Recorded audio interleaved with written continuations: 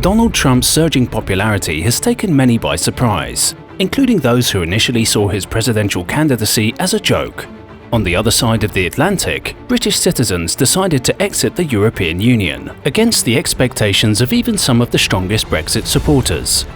In the meantime, racial discrimination and strong nationalism is on the rise across the world, and radical ideologies are claiming more and more followers. So, what's going on? Part of the answer is that many people are angry and frustrated.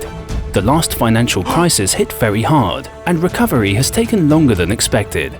Unemployment remains high, and many of those who find employment often do so on a part-time basis, with little benefits or stability.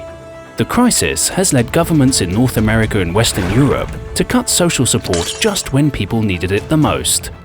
However, a few years ago, these same governments didn't hesitate to spend billions of dollars to rescue those responsible for the crisis in the first place, calling democratic institutions into serious question. And as ordinary citizens are made to pay the price of poor economic decisions they did not make, the richest segments of society continue to reap most of the benefits of economic growth, leading to higher inequality. Actually, inequality had been rising in most parts of the world for over 3 decades before the crisis. Average citizens in many countries have seen their standards of living stagnate for quite some time, while the world's richest 1% has amassed as much wealth as the rest of humanity combined. Of course, the rich are not the only ones benefiting from the current economic model of globalization. What? China and India have managed to pull hundreds of millions out of poverty in what can be considered as one of humanity's greatest victories against hunger and widespread suffering. The list of winners goes on, but so does the list of losers, and they are getting tired of being ignored. Now, let's face it, episodes of generalized anger or frustration are common in many parts of the world. Think of all the poverty in Africa, or the wars that continue to plague the Middle East. But this time, the group of angry people includes a large amount of citizens of developed countries, such as the USA or the UK, which makes the situation somewhat different.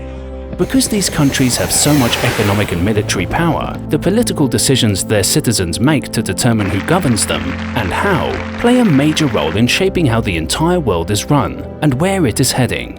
The great majority of Trump and Brexit supporters are sending a clear message.